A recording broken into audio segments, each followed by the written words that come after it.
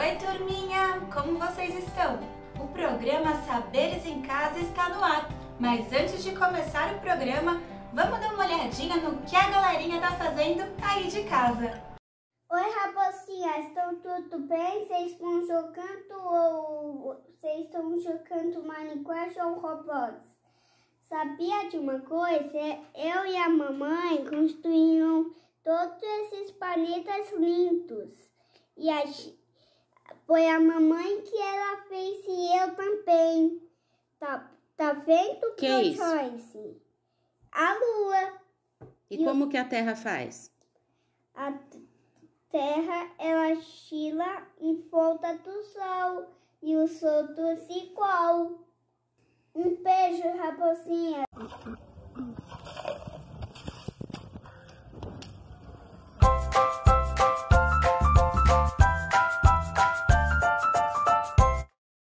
Vocês estão arrasando! Nós estamos adorando receber tudo o que vocês estão fazendo. E continuem compartilhando com a gente. É só postar uma foto ou vídeo com a hashtag Saberes em Casa que vocês podem aparecer aqui também.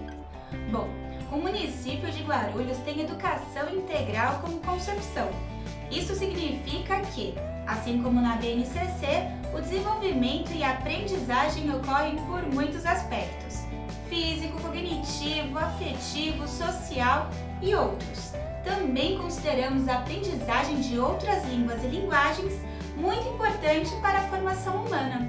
Por isso, vocês podem acompanhar aqui no programa atividades de Libras, música, arte, educação física e inglês. Vocês estão prontos para mais um programa? Então prepara o caderno e o lápis e vamos lá!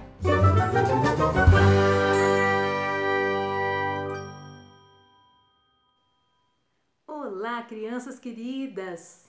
É uma alegria estar aqui de novo com vocês e hoje eu sinto uma vontade muito grande de brincar com vocês, contando uma história que seja uma história musical, cantando enquanto a gente conta uma história. O que vocês acham? Gostoso, não é? Eu acho que é uma boa ideia. E hoje, quem vai revelar pra gente qual vai ser então o conto cantado vai ser a nossa caixa de encantos, a nossa caixa de brinquedos. Vamos descobrir então? Opa, que me parece que eu já consigo ver pela pontinha, pela aberturinha da caixa. Vocês vão amar. Opa, opa, opa.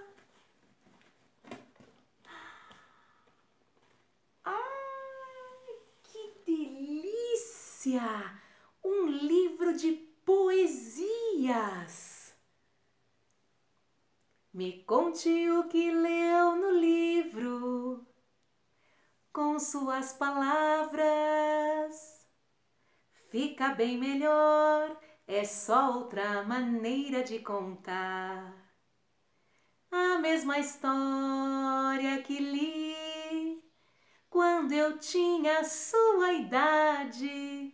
Tantas frases numa só mensagem que até hoje guardo na minha caixa de brinquedos, que até hoje guardo na minha caixa de brinquedos. Qual será a poesia que nós retiraremos aqui da nossa caixa para a gente brincar? Ah, é tão gostoso brincar com poesia. É tão gostoso contar as histórias das poesias. É bom porque as poesias conseguem traduzir sentimentos que muitas vezes nossas palavras no nosso cotidiano não conseguem. Elas revelam muitos sentimentos, muitas emoções, e elas nos fazem pensar de outra maneira, a enxergar as coisas, as pessoas, tudo que tem vida com outros olhos. Vamos então descobrir qual será a história cantada no dia de hoje? Atenção! Opa! O que é que eu tô pegando aqui? Uau! Borboletas!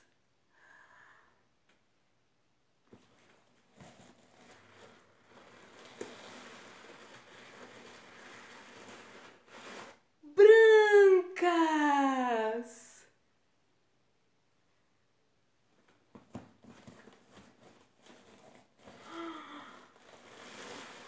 Azuis!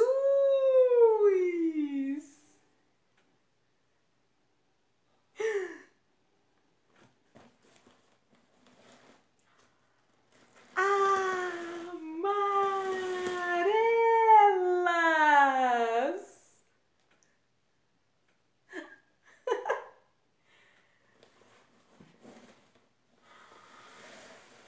E pretas! Brincam, brincam na luz as belas borboletas.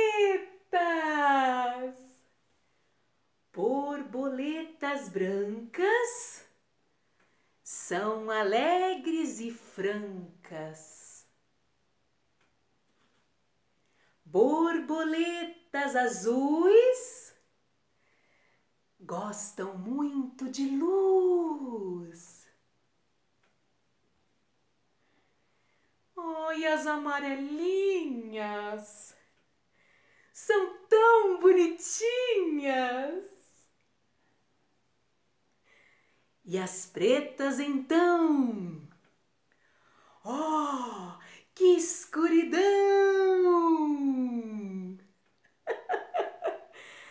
Ai, que beleza! Essa é uma poesia de Vinícius de Moraes. Você já conhecia essa poesia? Então, nós agora vamos cantá-la. Essa poesia foi musicada por Adriana Partimpim. Vou cantar para vocês, para a gente brincar com esta poesia e sonhar.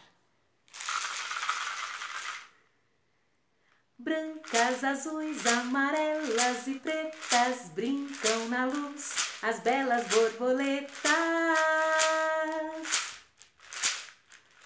Brancas, azuis, amarelas e pretas brincam na luz as belas borboletas. Borboletas brancas são alegres e francas.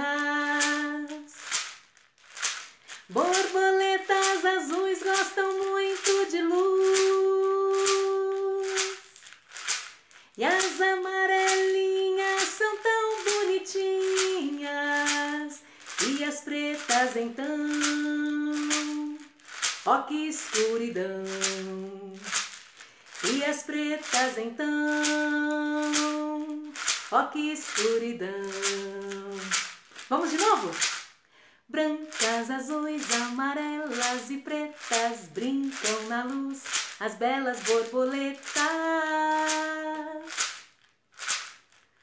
Brancas, azuis, amarelas e pretas brincam na luz as belas borboletas.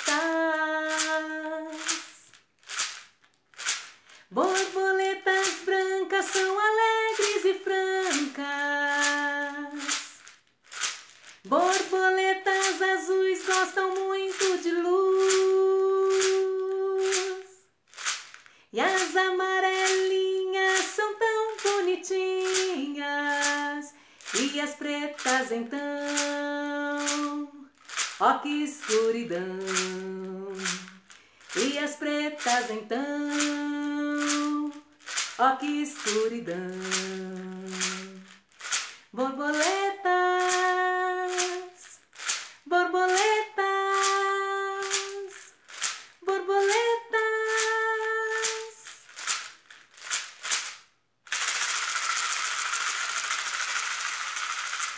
Um beijinho de borboleta.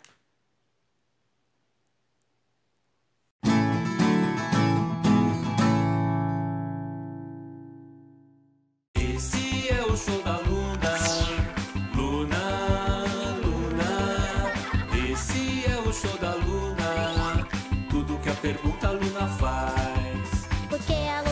entende? Cadê a estrela cadente? Porque a gente perde dente. Será que existe doente? Dá pra andar de trás pra frente, abacaxi não tem semente. Tudo que a pergunta a Luna faz. Esse é o show da Luna. Luna, Luna. Borboleta Luna.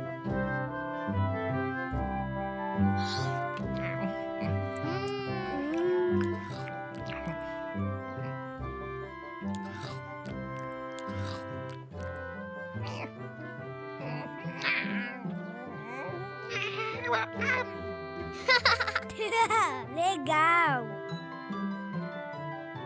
Olha! Cuidado, Cláudio! Hã? Minha vez.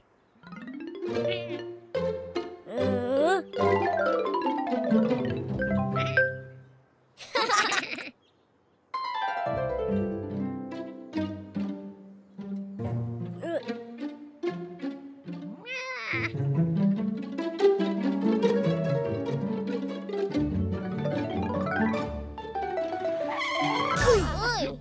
Ai, Cláudio, essa doeu, hein? Assim a gente vai espantar a borboletinha. Daí não vai dar pra seguir ela. A gente vai seguir uma borboleta? Legal!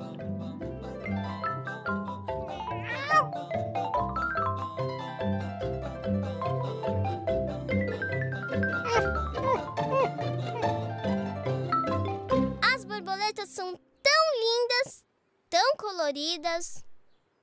A asa dela é grande. Olha o que ela tá fazendo.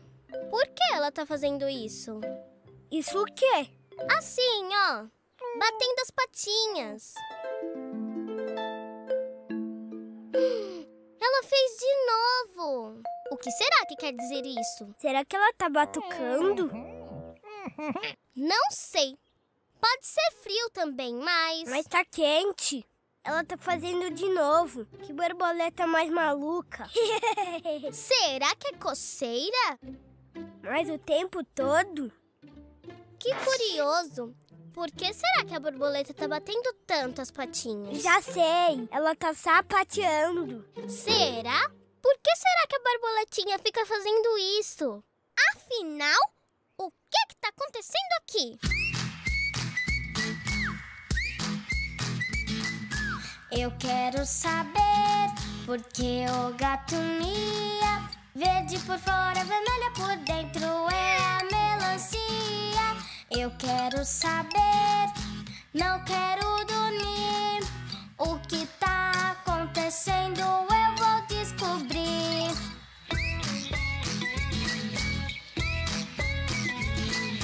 Eu quero saber pra que serve a lua. Eu tenho tanta pergunta, por que a pulga pula?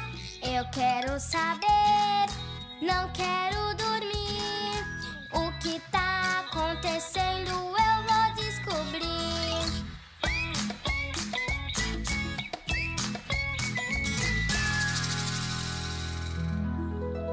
Temos que investigar essa borboleta bem de perto. E eu já sei como. Júpiter, você vai tirar as fotos do experimento. Eba! Acho que as borboletas pousam nas coisas para sentir o cheiro. Será?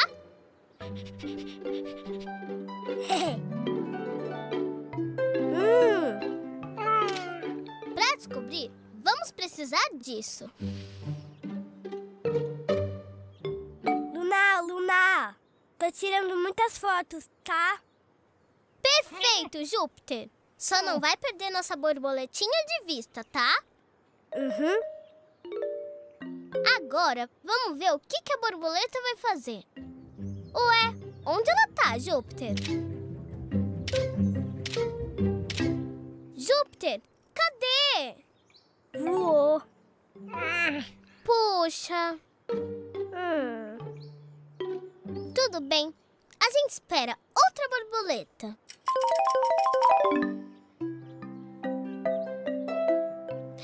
Uma borboleta. As fotos, Júpiter.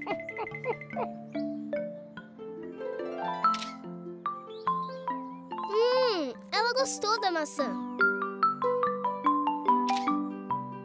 E da amora também. Ué! Conclusão do experimento. As borboletas não gostam de borracha. Também tô confusa, Cláudio. Vamos ver as fotos. Na flor, ela bateu as patinhas. Na maçã também. É mesmo, Cláudio. A borboleta nem deu bola pra minha borracha. Ah, e se a gente fizesse de conta que era borboleta? Aí, podemos descobrir tudo sobre borboletas.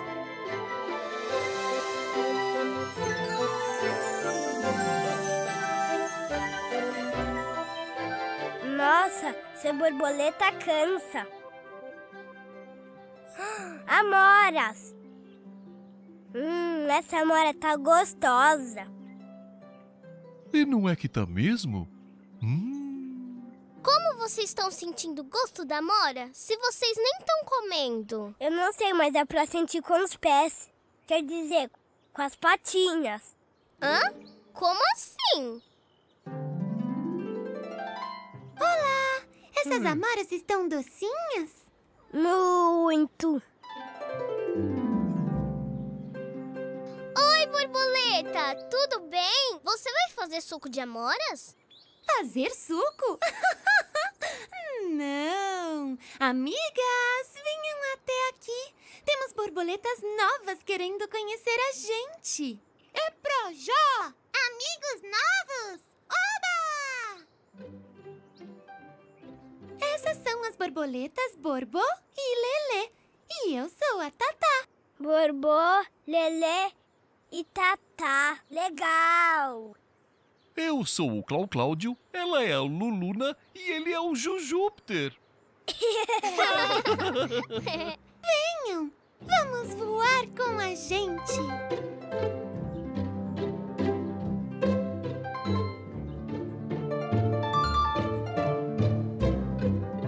Borboleta Tatá, por que vocês mexem as patinhas assim? É frio ou coceira?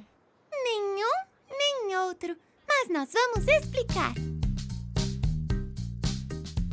De longe eu vejo a amora, mas o gosto pra vir demora. Sinto gosto pelo pé. É pelo pé. Yeah, yeah, yeah. Da margarida eu confesso, o gosto não é o melhor. Mas se a gente não pisa nela, não brota nenhuma flor. Só de olhar pra maçã, fico com água na boca. Se não piso, experimento, quase fico louca. A gente é borboleta, pra sentir o gosto usamos o pé. É pelo pé. Yeah, yeah, yeah. A gente é borboleta, pra sentir o gosto usamos o pé. É pelo pé. Yeah, yeah, yeah. É pelo pé. É pelo pé. Yeah, yeah, yeah. Ah, então é isso. Vocês sentem o gosto com os pés. Temos receptores em nossas patinhas e antenas. E até aqui. E são eles que nos fazem sentir os sabores. Borboletas não podem usar sapatos. Entenderam agora por que a gente mexe as patinhas? Porque vocês estão escovando os dentes. Lavando as mãos? Tomando banho. Todas as respostas estão certas. É uma forma da gente tirar o gosto e ficar limpinha para os próximos sabores.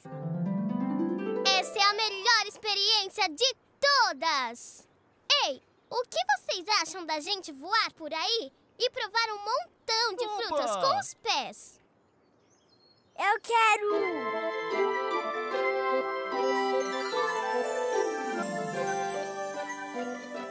Que legal sentir o gosto das coisas pelos pés! Esse gosto de grama não tem graça.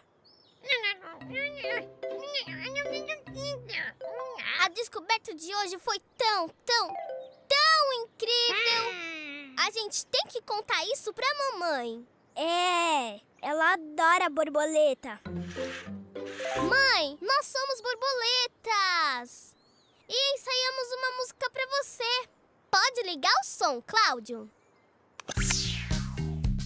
De longe eu vejo a amora, mas o gosto pra vir demora. Sinto o gosto pelo pé. É pelo pé. Yeah, yeah, yeah. Só de olhar pra maçã, fico com água na boca. Se não piso, experimento, quase fico louca.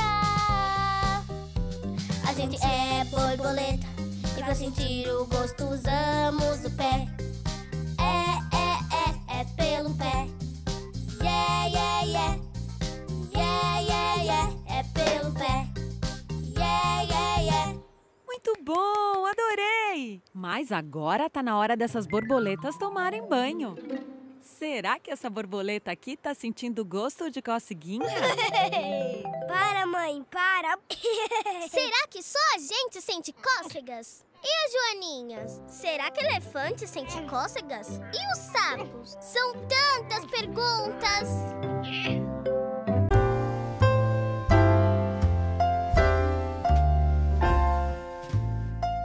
Vamos brincar de cantar? Simbora! Borboletinha tá na cozinha, fazendo chocolate para a madrinha. Poti, poti, perna de pau, olho de vidro e nariz de pica-pau, pau, pau. Vamos acelerar um pouquinho? Borboletinha tá na cozinha, fazendo chocolate para a madrinha. Poti, poti, perna de pau, olho de vidro e nariz de pica-pau, pau, pau. E que tal um pouquinho mais rápido? Simbora? Borboletinha tá na cozinha, fazendo chocolate para a madrinha. Poti, poti, perna de pau, olho de vidro e nariz de pica-pau, pau, pau. Mais uma vez? Um pouquinho mais rápido? Borboletinha tá na cozinha, fazendo chocolate para a madrinha. Poti, poti, perna de pau, olho de vidro e nariz de pica-pau, pau, pau. Eba! Vocês são maravilhosos! Muitos beijos!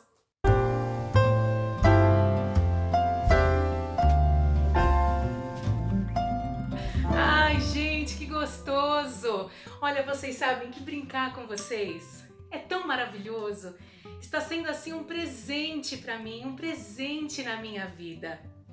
Como eu disse já para vocês, vocês acordam a criança que vive em mim.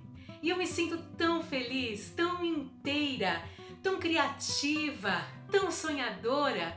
Então assim, eu só digo a vocês que vocês são os meus melhores presentes deste ano. E isso eu falo com todo o meu coração. Vamos então brincar agora de pegadinhas. Vocês sabem que a cultura popular brasileira, ela tem muitas brincadeiras pra gente então pensar sobre a nossa maneira de ser, de viver, de enxergar o mundo, de enxergar o outro, de enxergar a nós mesmos. E essas pegadinhas são muito divertidas porque fazem a gente pensar, fazem a gente brincar com as ideias e fazem a gente se divertir com o outro. Então vamos nos divertir agora? Vamos lá? Uau! Olha esse baúzão! Tá cheio de riquezas. Vamos tirar algumas para nossa brincadeira de hoje. Ah, essa é boa! Vamos lá! Qual era a cor do cavalo branco de Napoleão? Eu vou repetir. Vamos ver quem é que vai falar mais rápido. Qual era a cor do cavalo branco de Napoleão? Ah, eu ouvi aí mamãe respondendo, é isso mesmo. Mamães, vamos brincar. Papais, vamos brincar. Vamos voltar a ser crianças. Eu acredito que seja um tempo bem interessante para a gente refletir sobre tudo isso e revisitar a nossa infância. E se a gente não puder revisitar, a gente pode reinventá-la, não é verdade? É isso mesmo. Branco. Qual era a cor do cavalo branco de Napoleão? Branco. Acertou. Vamos para a próxima? Ai, ai, ai, ai, ai. Essa aqui é muito divertida. Por que a abelha morreu eletrocutada? Quem é que sabe essa, hein? Por que a abelha morreu eletrocutada?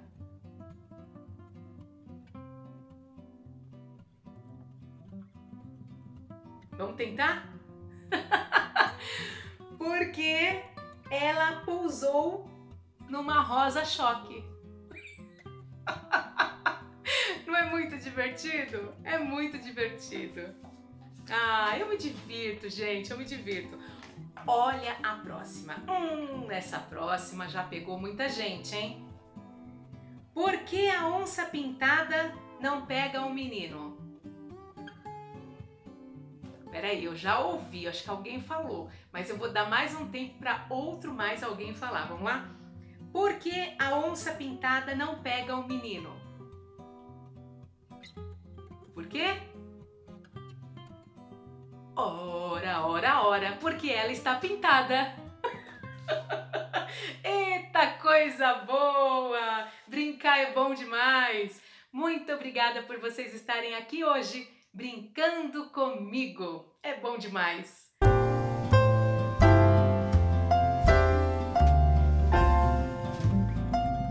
E que tal a gente se divertir um pouquinho mais? Vamos brincar com trava-línguas? O que será que vai sair para nós? Trava-línguas é muito desafiador. Ai, caramba! Puxa vida! Vamos lá, eu vou ler com muita calma para a gente aprender e depois então repetir acelerando, tá bom?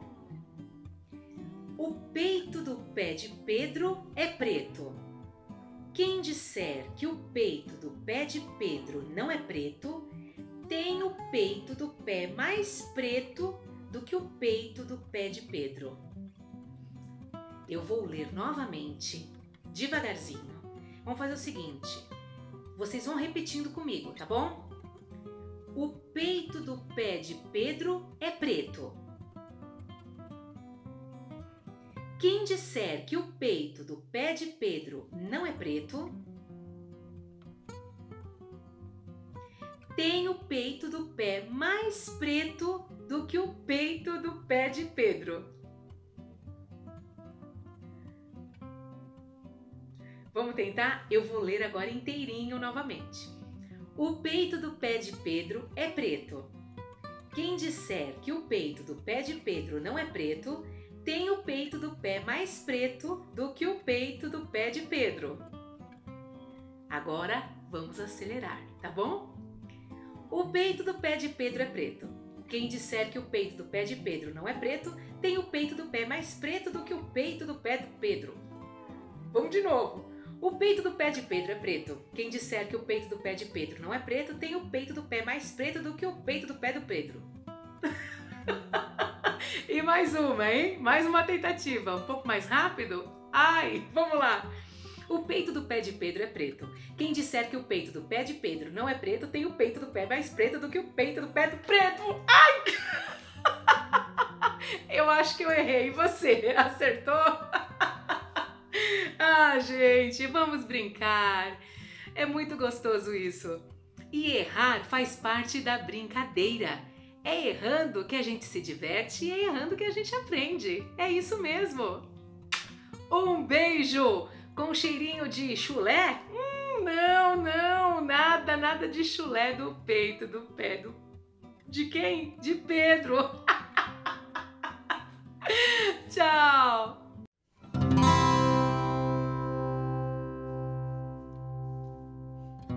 Oi, gente! Como estão vocês?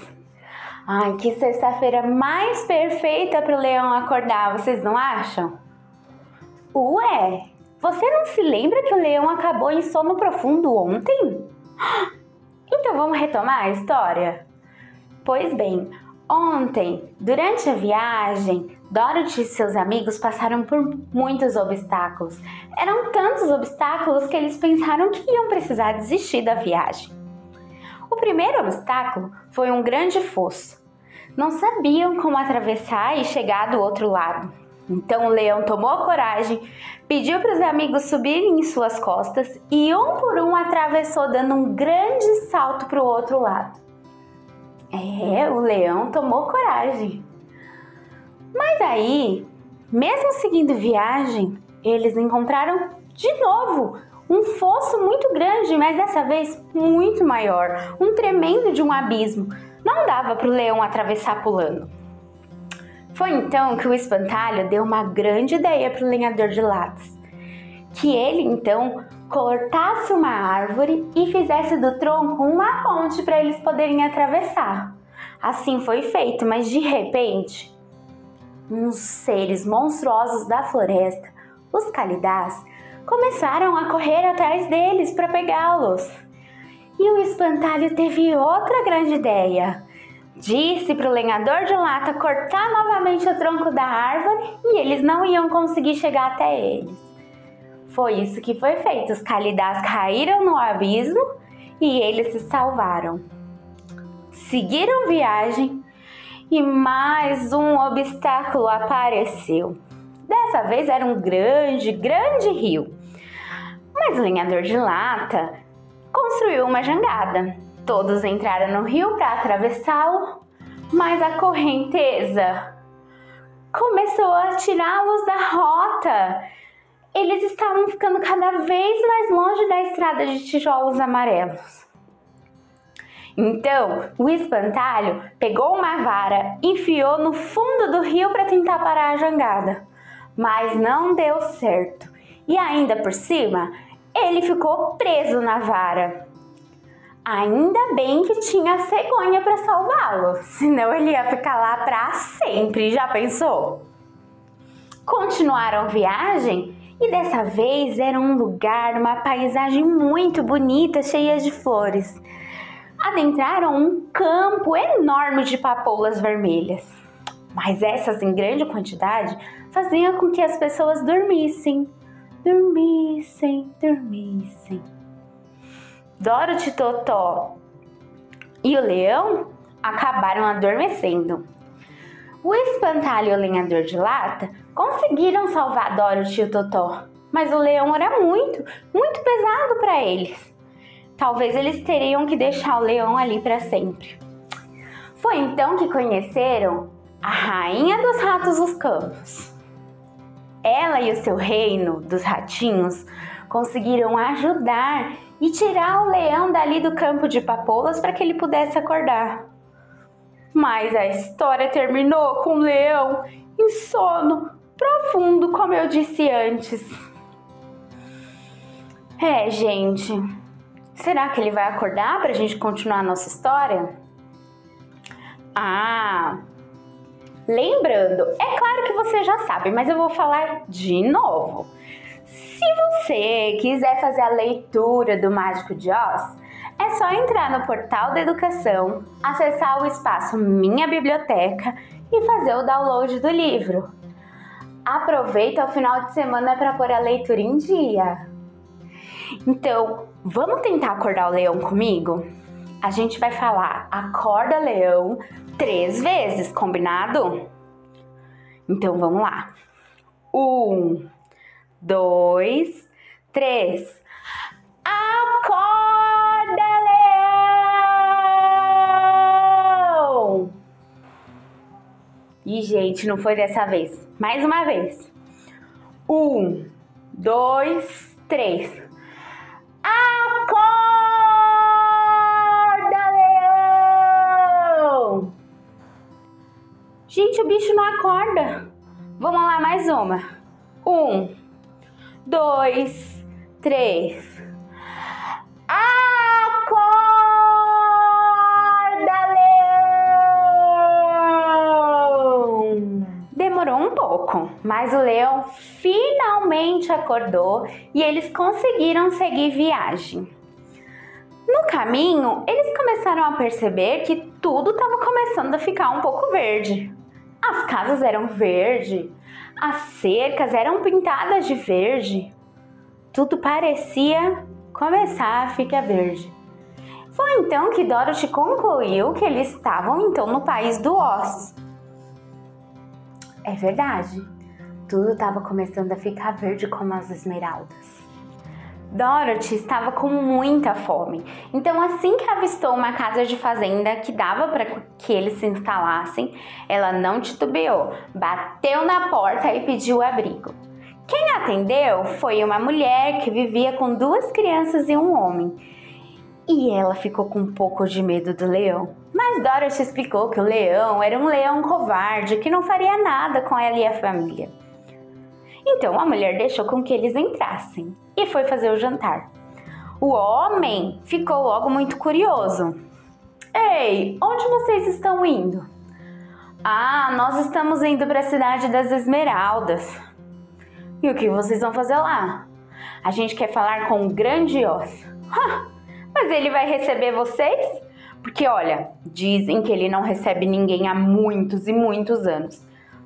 Nem mesmo os servos que vivem no palácio e o servem conseguiram ter contato com ele.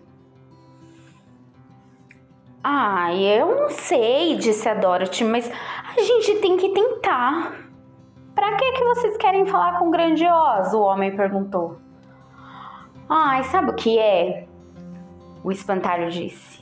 Meu maior sonho é ter um cérebro. E eu quero um coração, disse o lenhador de lata. Já eu quero muita coragem, ser o rei dos animais, disse o leão. E Dorothy explicou que só queria voltar para casa e viver com tia Anne e o tio Henry. O homem então disse, olha, o Grande Oz é muito poderoso. Tenho certeza que se conseguirem vê-lo, vão conseguir tudo o que pedirem. Então, a mulher avisou que o jantar estava pronto e que eles poderiam se sentar.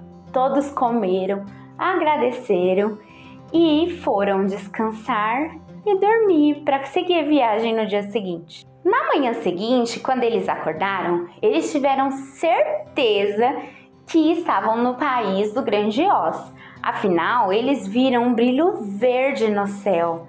Era tão lindo. Pois bem, eles continuaram andando pela estrada e se depararam com um portão todo cravejado de esmeraldas. Bateram e veio um homenzinho pequenininho, todo vestido de verde, com um chapéu verde. Até a pele dele era um pouco verde, viu? Então, eles perguntaram quem é e ele respondeu que era o guarda dos portões. O guarda dos portões perguntou o que eles tinham que fazer ali. E eles responderam que precisavam muito falar com o Grande Oz. Não, era uma questão de vida ou morte. Os desejos precisavam ser atendidos. Como o guarda dos portões percebeu que não era besteira, ele falou que iria levá-los até o palácio do Grande Oz. E assim fez. Mas antes, ele deu para cada um deles um óculos. Um óculos que tinha as lentes verdes. Por que eles tinham que usar aquele óculos? Porque se entrassem na cidade das Esmeraldas sem os óculos, aquele brilho todo da cidade, que era tudo verde, podia fazer com que eles se cegassem. Então, todo mundo da cidade tinha que usar aqueles óculos, que era trancado a chave na cabeça de cada um, para que ninguém pudesse tirar e ficar cego. Só quem tinha essa chave era o guarda dos portões. Ao entrar na cidade das Esmeraldas, tudo era muito lindo, brilhava muito, cintilante e verde. Sim, tudo verde. O suco era verde, a pipoca era verde, as pessoas eram verdes, os óculos verdes, a roupa era verde, o sapato verde, o chapéu verde, tudo verde. Ainda bem que eles estavam com óculos também, né? Então, o guarda dos portões levou os amigos até o palácio e quem os recebeu foi um soldado do palácio. O soldado foi falar com o grande Oz enquanto eles esperavam. E eles esperaram, hein? Esperaram bastante. Até que o soldado voltou com uma grande notícia. O grande Oz vai recebê-los, mas vai receber um de vocês a cada dia. Não vai ser todo mundo de uma vez, não. Eles não podiam reclamar, né, gente? Não estavam em condições. E o soldado então disse que eles deveriam ficar num quarto para descansar enquanto isso passava, esse tempo, enquanto os amigos conversavam com o grande Oz, né? Dorothy, quando entrou no seu quarto, gente, o quarto era lindo, maravilhoso. Tinha até um chafariz no meio. Ela olhou no guarda-roupa, tinham vários vestidos de seda e de veludo, todos verdes, claro, que serviam certinho nela. Nossa, ela adorou o quarto.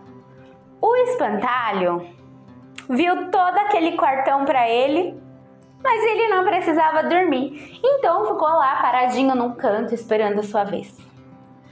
O lenhador de lata também não precisava dormir, né, minha gente?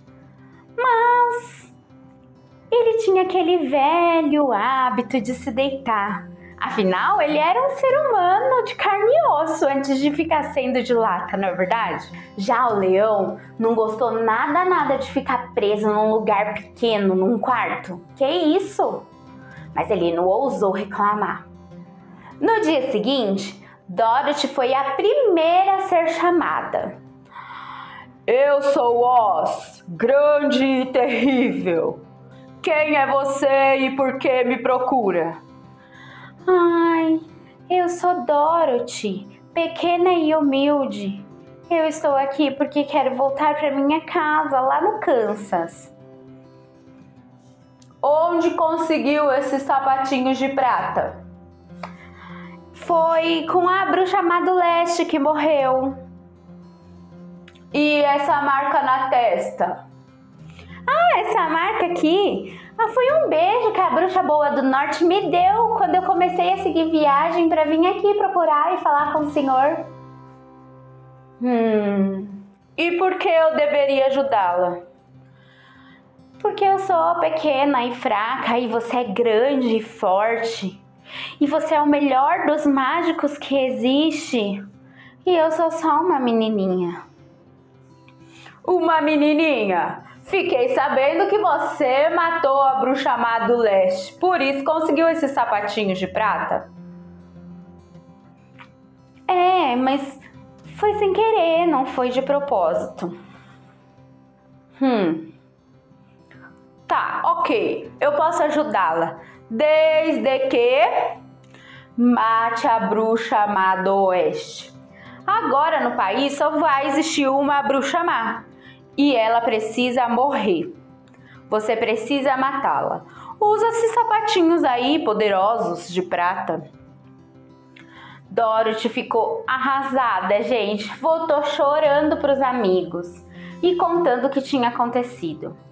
Ela disse que o grande Oz era uma cabeça enorme, sem cabelo nenhum. E era muito grande, sem nenhum corpo. Ela, além de morrer de medo do grande Oz, teria que matar a bruxa má do oeste? Ela não teria coragem de matar alguém de propósito.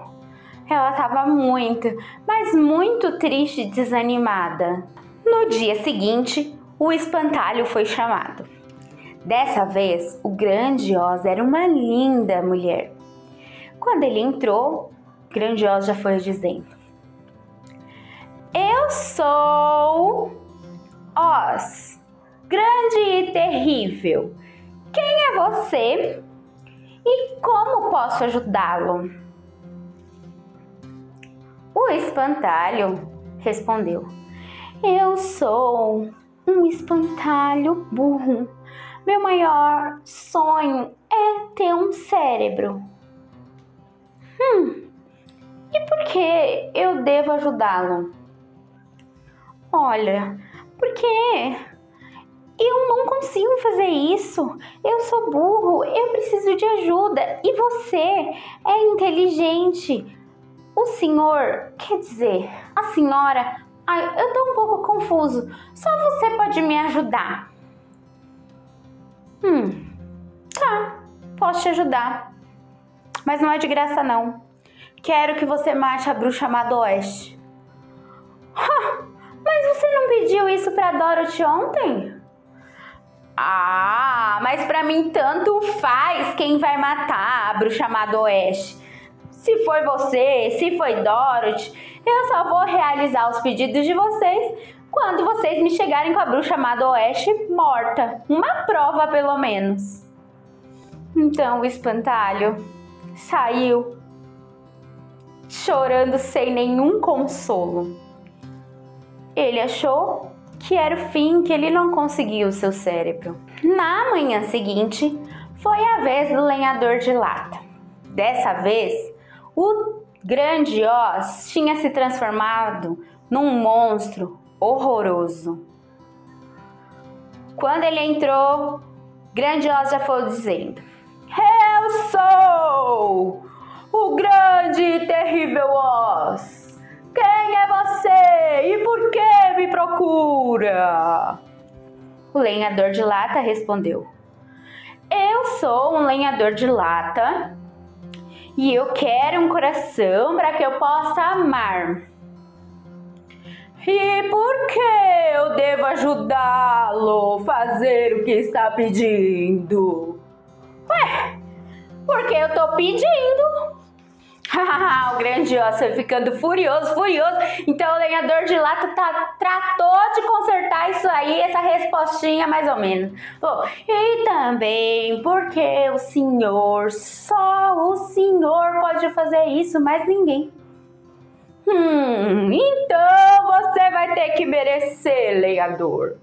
Ajude Dorothy a matar a bruxa má do oeste. Só assim terá o seu coração. O lenhador saiu de lá, muito desanimado também, gente. Cada vez estava ficando pior. Na manhã seguinte, por último, foi a vez do leão. E dessa vez, o Oz era uma grande bola de fogo. O leão já entrou se tremendo de medo.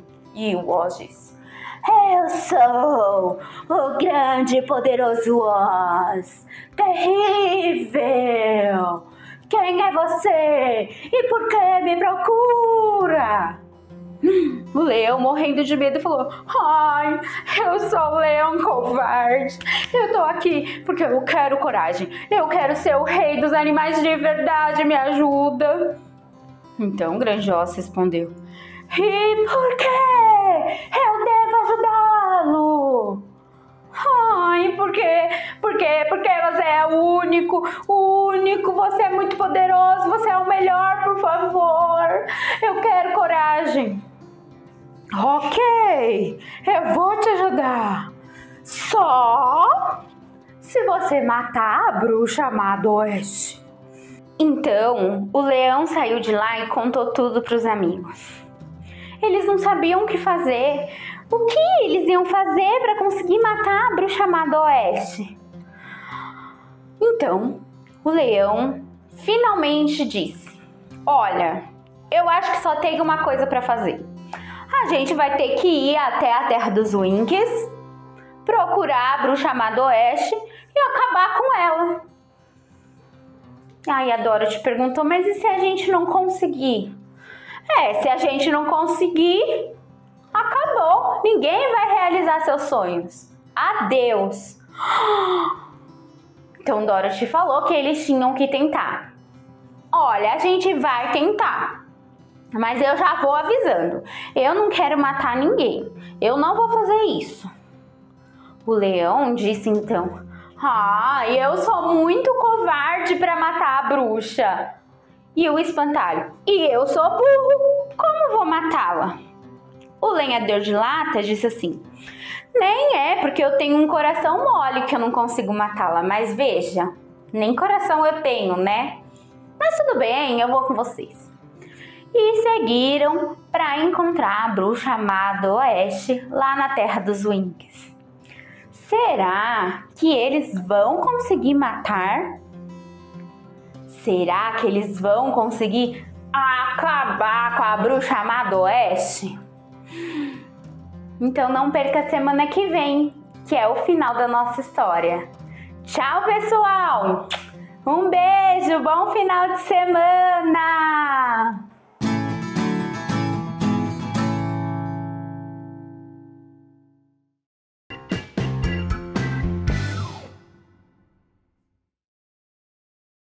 Bom dia, turma! Como vocês estão?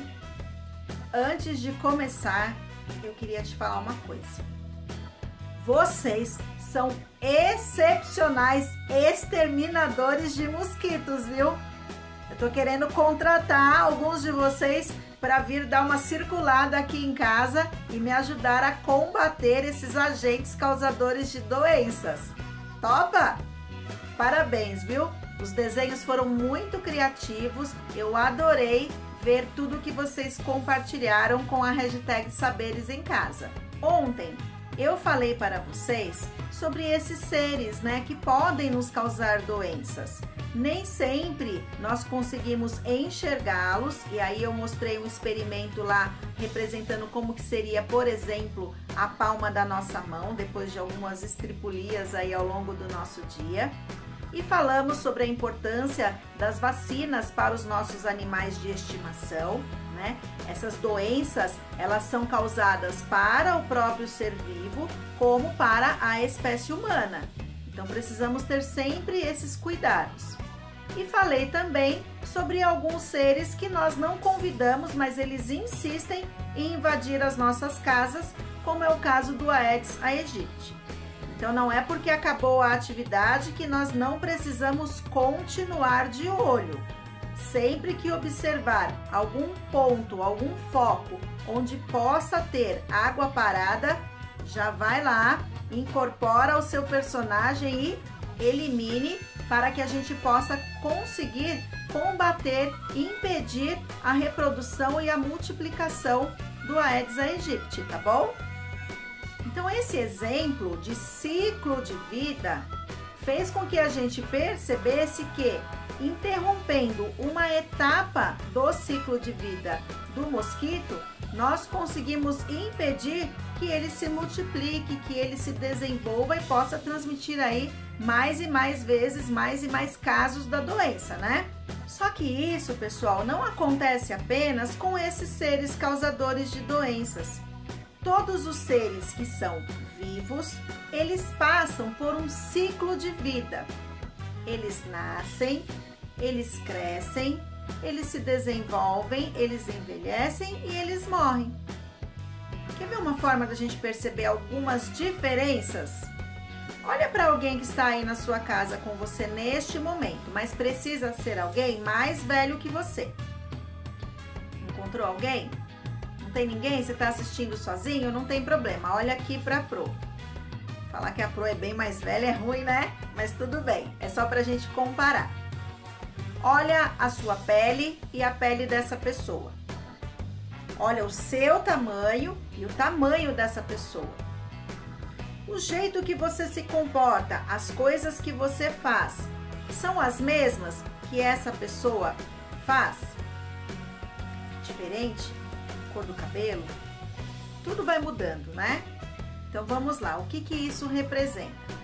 Representa que nós estamos em diferentes fases da nossa vida.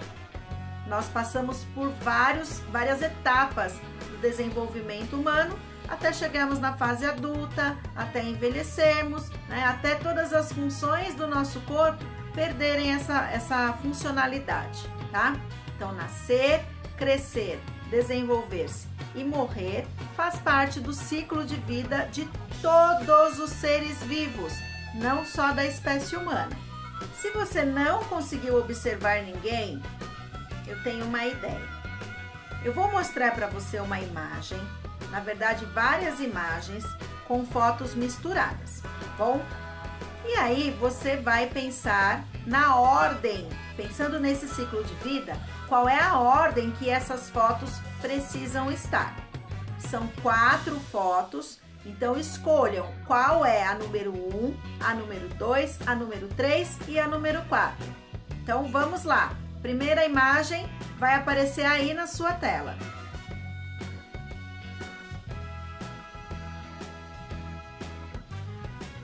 E aí, conseguiu pensar na ordem? Qual é a número 1, qual é a 2, qual é a 3 e qual é a 4? Eu vou mostrar para você. E aí, acertou? Então, essas imagens, elas mostram a espécie humana em diferentes fases nesse ciclo da vida que eu acabei de dizer para vocês. Essas mudanças, elas também ocorrem com outros seres vivos, mas elas podem receber um nome diferente. Você já ouviu falar em metamorfose? Isso mesmo, metamorfose. É um processo de transformação que alguns seres vivos eles desenvolvem. Eles vão mudando algumas características, passando por fases diferentes até se tornarem um indivíduo adulto, se tornarem adaptados a outras condições que nós temos no meio. Calma, eu vou te mostrar um exemplo. Para quem não se lembrou de quais são os seres que passam por metamorfose, eu trouxe 2 exemplos para conversar com vocês. Só que antes de mostrar esses exemplos, ninguém ficou curioso para saber se nós, da espécie humana e alguns outros seres vivos, se nós sofremos essa metamorfose? Será?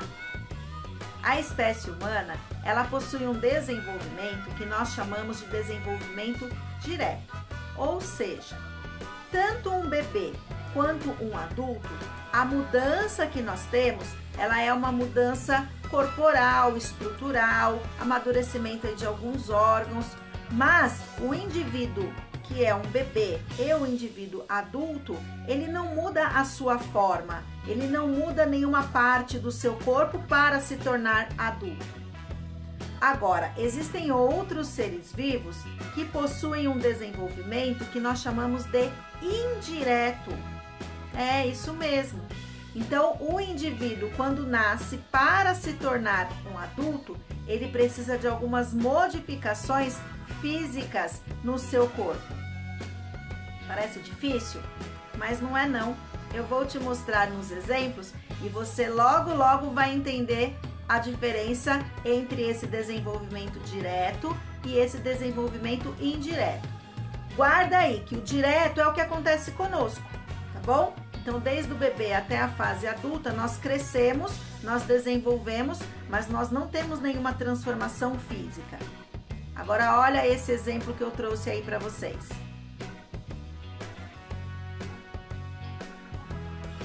Então, esse primeiro exemplo, nós temos uma borboleta. Isso mesmo, a borboleta é um exemplo de ser vivo que sofre metamorfose.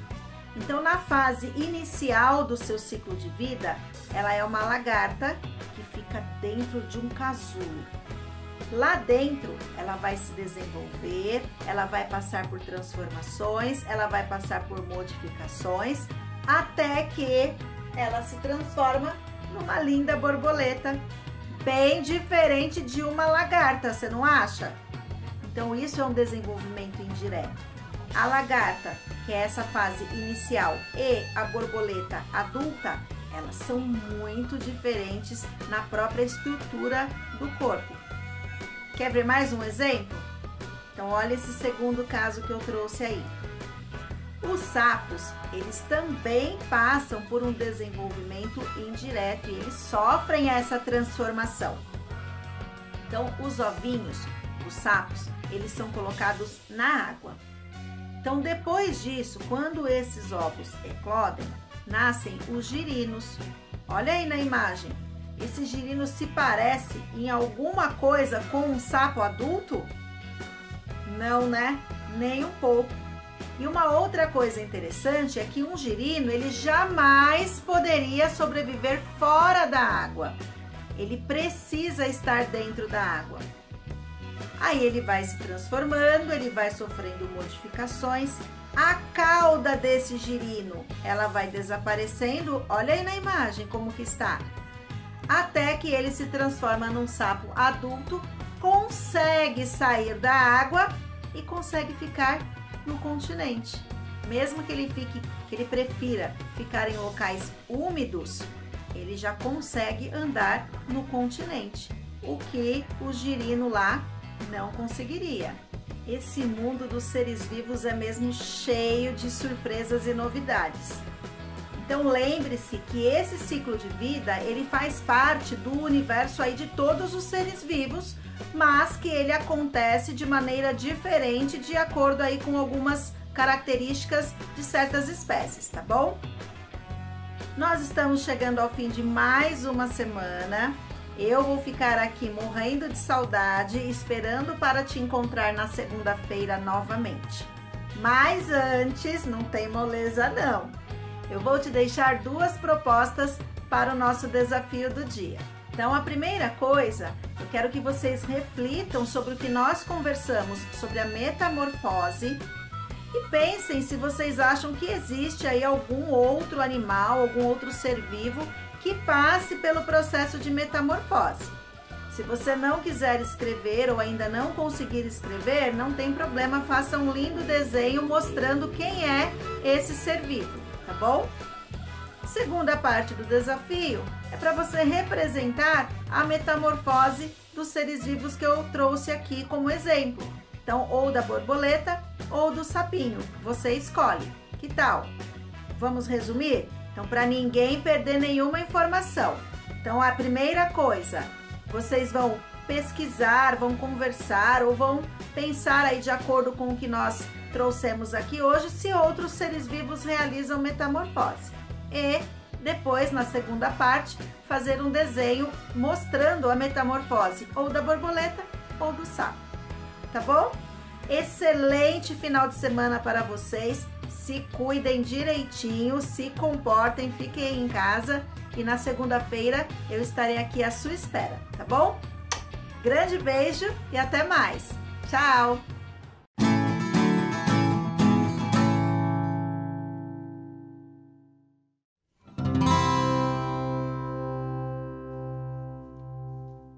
Olá, sejam muito bem-vindos!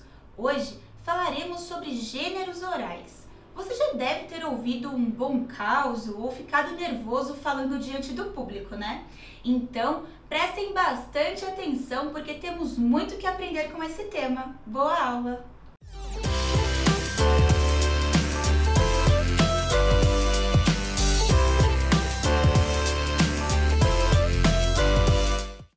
Olá pessoal, tudo bem? Na aula de hoje a gente vai falar sobre alguns gêneros orais. Aí você pode estar se perguntando, o que são gêneros, né? Os gêneros são as formas que a língua encontrou para a organização dos textos, ou seja, todos os textos que circulam em nossa sociedade têm uma organização muito particular. E esses textos se dividem em gêneros escritos e gêneros orais. Talvez você nunca tenha se perguntado por que esses textos são organizados dessa forma, porque isso segue uma convenção social, ou seja, essa organização dos textos ao redor da nossa convivência e da nossa rotina diária segue algumas regras que a gente vai percebendo ao longo da vida. Então, quando você sai de casa e se depara, por exemplo, com um anúncio no meio da rua, com uma propaganda em um ônibus, com uma manchete de um jornal na banca de revista, você está se deparando com alguns gêneros textuais. A gente tem uma tendência no estudo de língua portuguesa a priorizar os gêneros escritos, porque bem ou mal as pessoas têm uma expectativa de que na escola você adquira uma escrita perfeita, aprenda as técnicas de desenvolvimento de uso do idioma, o que de fato é bastante relevante, é uma das funções da escola. Mas a gente não pode perder de vista a comunicação que a gente faz de forma oral. Então, assim como há uma organização estrita, uma organização bem complexa do ponto de vista da escrita, existe uma organização também da oralidade. Perceba você que se você for fazer uma fala para alguém, uma apresentação, um seminário, uma apresentação de um trabalho, a recitação de um poema, você precisa seguir uma estrutura lógica, uma organização textual que faça sentido para quem vai acompanhar a sua mensagem. Essa organização não é exclusiva da escrita, embora a gente perceba com mais facilidade quando a gente se depara, por exemplo, com um texto dividido em parágrafos, que são aquelas unidades temáticas de um texto, ou com um texto poético que é dividido em versos e estrofes, isso é muito fácil de identificar. No caso da oralidade, a gente lida com outras modalidades e isso torna um pouco mais complexo o estudo dos gêneros orais, porque para muita gente falar é muito fácil, não depende de regras, mas não é bem assim. Você precisa organizar o seu discurso oral para que a pessoa que está do outro lado consiga entender o que você está querendo dizer. Por isso que a gente costuma dizer que os gêneros orais lidam com alguns elementos, com um texto, que pode ser organizado de forma prévia escrita, ou pode ser feito ao vivo, de forma improvisada, com base em um planejamento mental, como, por exemplo, a aula expositiva de um professor. O professor não ensaiou em casa todas aquelas palavras, mas ele fez um planejamento, uma organização daquele texto que seria dito para o público. Esse texto precisa ser encadeado de uma forma que faça sentido na fala. Por isso que é importante que a fala seja conduzida por alguns elementos, como a entonação, o ritmo. A voz que fala muitas vezes impacta o significado. Quando muitas vezes você está em uma aula e o professor está falando num ritmo mais arrastado, num ritmo mais lento, e você perde a atenção. Isso faz parte de um controle de ritmo da fala que a pessoa precisa desenvolver. Assim como quando você está assistindo a um programa na televisão e percebe que o apresentador tem um discurso interessante, uma fala que te impacta, isso não é à toa, isso segue uma organização textual.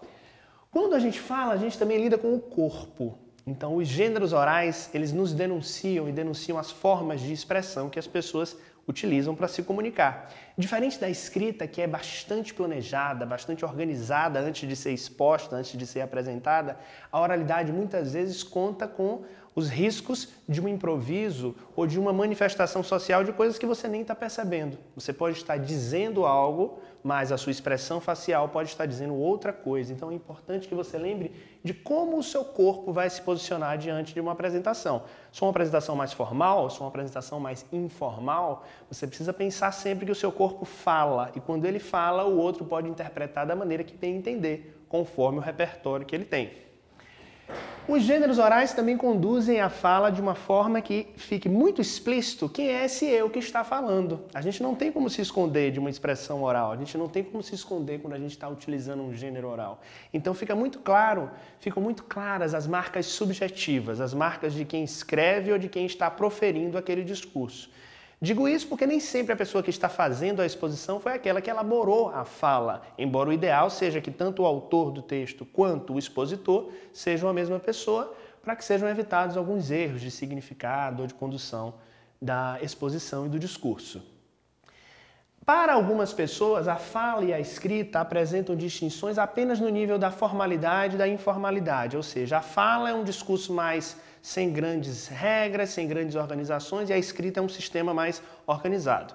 Como eu já falei, não é bem assim. Pense você que a escrita ela tem uma condição interessantíssima, que é a possibilidade de você fazer correções ao longo do processo sem o público perceber. A oralidade exige uma organização muito mais esperta. Aquele que fala diante do público, ele precisa ter um controle mental, que não dá tempo de você corrigir uma pontuação, corrigir um acento. Você precisa ter uma organização muito mais precisa. Acima de tudo, porque quem está assistindo, quem está acompanhando, pode se perder se o seu discurso for entrecortado, ou seja, se você começar uma frase e não terminar, se você usar uma palavra e não conseguir explicar o que ela significa, se você não conseguir concluir um raciocínio, todas essas informações prejudicam a função principal da linguagem, que é comunicar. A oralidade, na escola, ela ainda está num processo de adaptação. Os professores muitas vezes utilizam a leitura em voz alta para que você esteja de fato exercitando um gênero oral, mas só quando você lê um texto não significa que você está praticando um gênero oral, até porque os gêneros orais têm as suas particularidades e a gente vai conhecer alguns deles. A utilização do discurso oral pode acontecer de formas diversas, tanto numa modalidade literária, ficcional, quanto numa modalidade mais realista, não ficcional.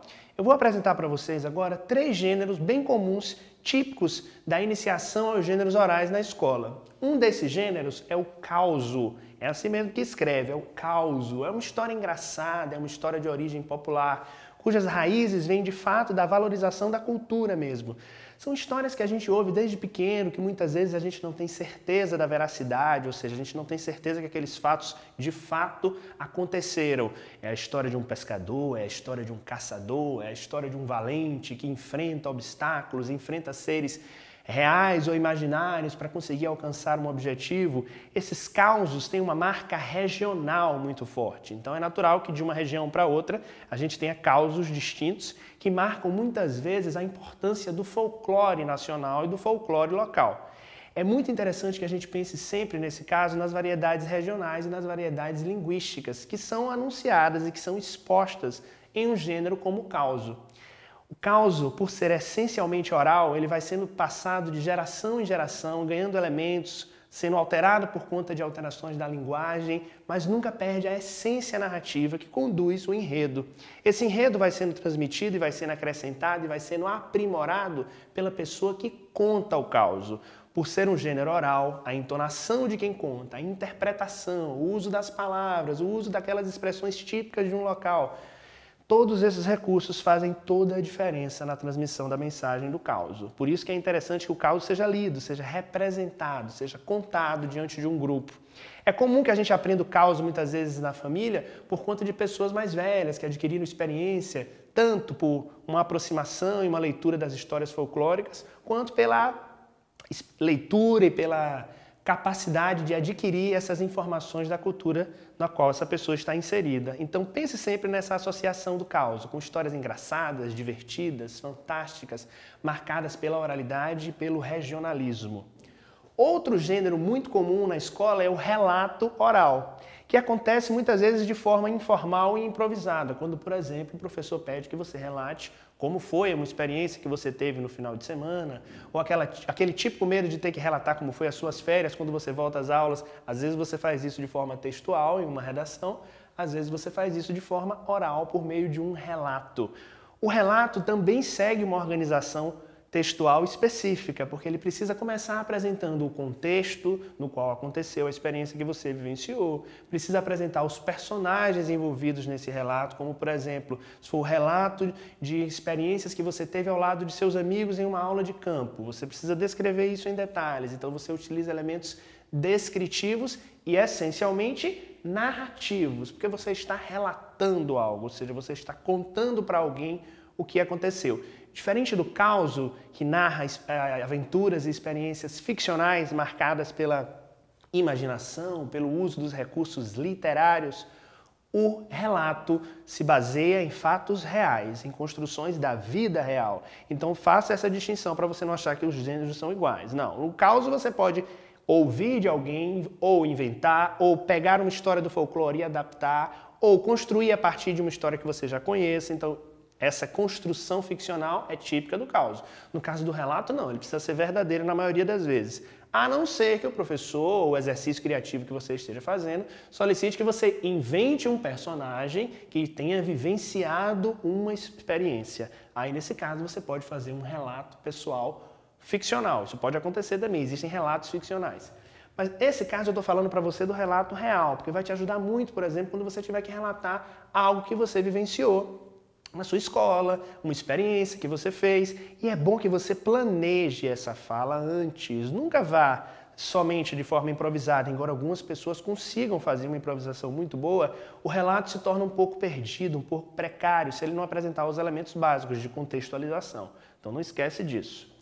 Um outro gênero bastante necessário no ambiente escolar é a exposição oral, que é a base de um formato que você vai viver a vida inteira no ambiente escolar, seja na escola do ensino fundamental, no ensino médio, seja no ensino superior, que é o seminário. Quando alguém te chama para apresentar um seminário, muitas vezes vem à mente ou ao seu corpo algumas sensações difíceis, como o nervosismo, a timidez, o constrangimento para falar diante de uma plateia. Por isso que os gêneros orais lidam com o corpo, lidam com o eu. Então, como falar diante de uma plateia? Como falar diante de um público? Isso também requer ensaio, isso também requer estudo. Quando você aprende a escrever, você não tem que desenvolver técnicas de escrita, você também precisa desenvolver técnicas orais. Então, acima de tudo, pense na forma como você vai se apresentar, uma postura diante do público, nunca dar as costas para esse público, nunca ler, abaixar a vista diante daquele que está assistindo a sua exposição e, acima de tudo, estudar o assunto que será apresentado. No caso da exposição oral, diferente do relato, não é simplesmente uma dimensão pessoal, é uma dimensão contextualizada com base em um conteúdo. Então você precisa estudar algo, organizar uma fala diante desse conteúdo, pesquisar os conceitos básicos, preparar recursos visuais que auxiliem nessa exposição, tais como uma apresentação em slides, um cartaz, um quadro com tópicos que te auxiliem, com cores, com formatos e contextos. Ou seja, o seminário permite que você utilize diversos recursos que reforcem o discurso oral e facilitem a transmissão da informação. O seminário é muito comum nas disciplinas de história, de geografia, de biologia, filosofia, mas ele pode acontecer em qualquer disciplina, um seminário de arte, um seminário de literatura, porque a base dele, de fato, é o compartilhamento de conteúdos e de informações diante de uma comunidade, seja uma comunidade restrita, como a sala de aula, seja uma comunidade maior, como toda a escola, toda a universidade. Então é importante que você pense sempre nesse planejamento, nessa condução do conteúdo, nesse estudo prévio. Da próxima vez que alguém te solicitar, então, uma exposição oral, lembre-se disso. Organize um esquema esse que pode te acompanhar só para você seguir alguns tópicos, nunca para ler, de costas, virado diante da plateia, ou um esquema que pode vir sendo apresentado por meio de recursos visuais que vão te auxiliar muito na transmissão da mensagem, ok? Então lembra disso, hein? A gente tem gêneros escritos e gêneros orais. Não dê menor destaque aos gêneros orais, porque a gente se comunica, utiliza a fala o tempo inteiro, e é importante que você aprenda que, assim como há diversos gêneros textuais circulando na sociedade, existem também muitos gêneros orais. Hoje a gente aprendeu o causo, o relato oral e a exposição oral. Ok? Espero que você tenha gostado. Esse foi o tema da aula de hoje, gêneros orais. Muito obrigado!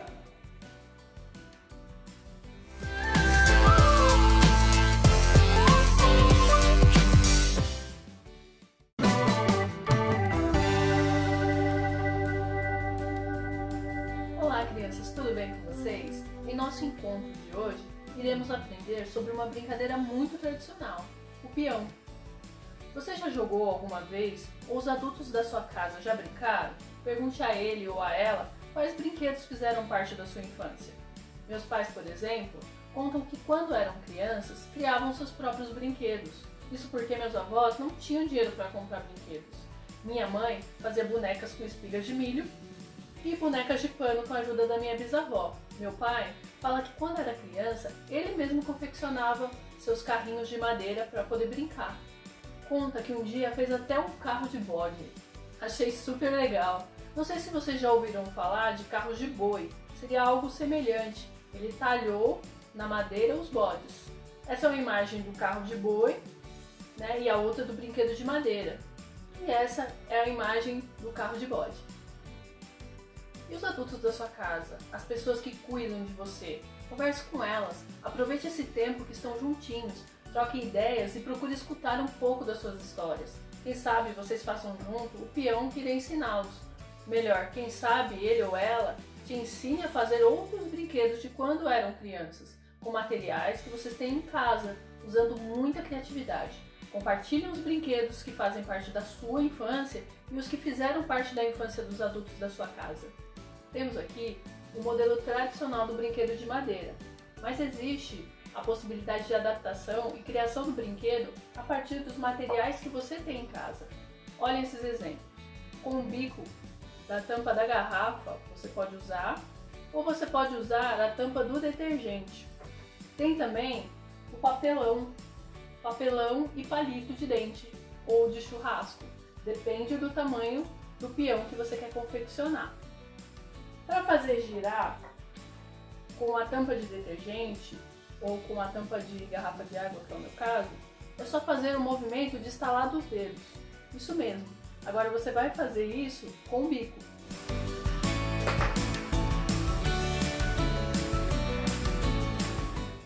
Para a confecção do peão de papelão, use uma tampa redonda para desenhar um círculo sobre o papelão e recorte.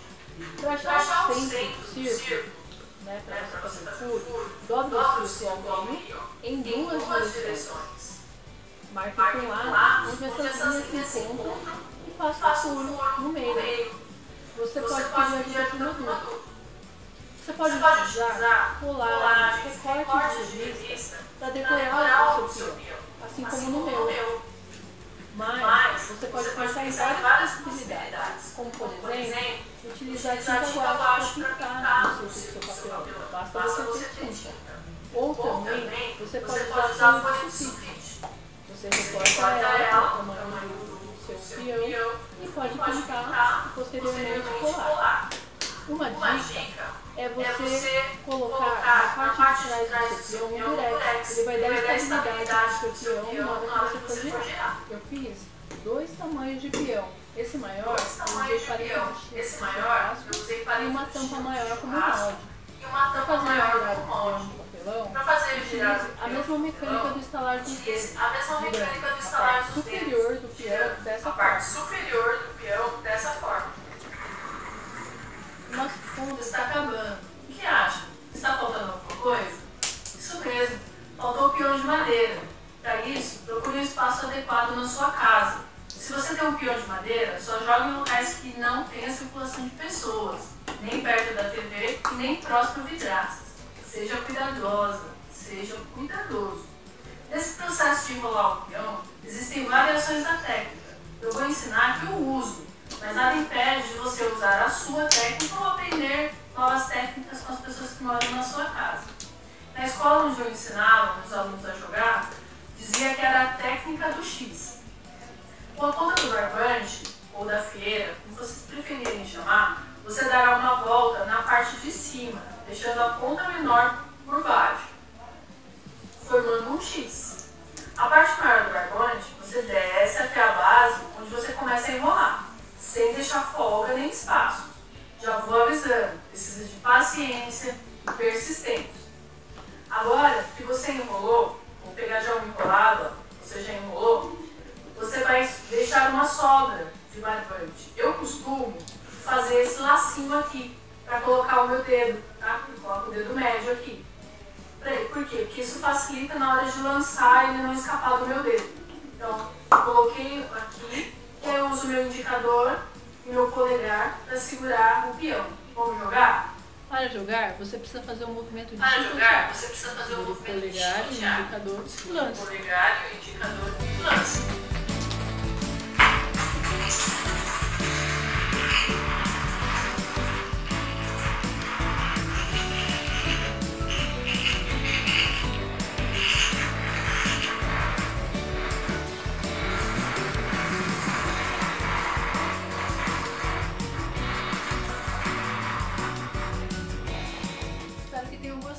Assistam agora ao vídeo Terra de Cabinha, Batalha de Peão, que conta como as crianças de um lugarejo lá do Cariri cearense brincam de peão. No próximo vídeo iremos falar sobre ele. Até a próxima!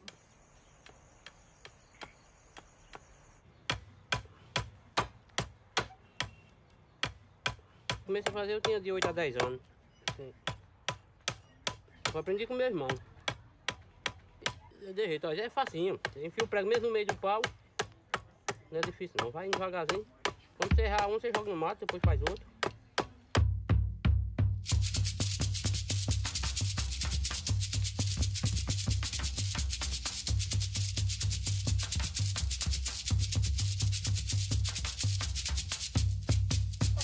Esses casinhos gostam de brincar de boi.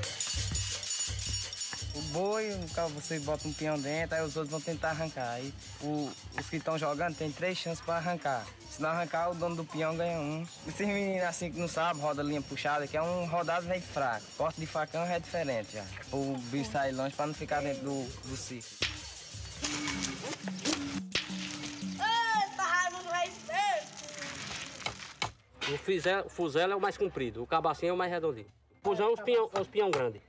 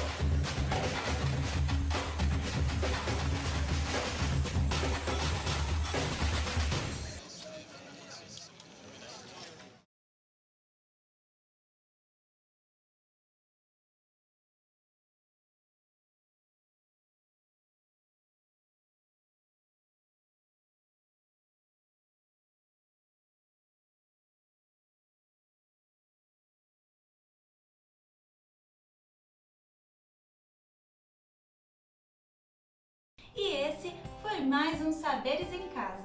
Semana que vem eu encontro vocês nesse mesmo horário, das 9 às 10h30 da manhã. Aproveitem o final de semana. Tchau, tchau!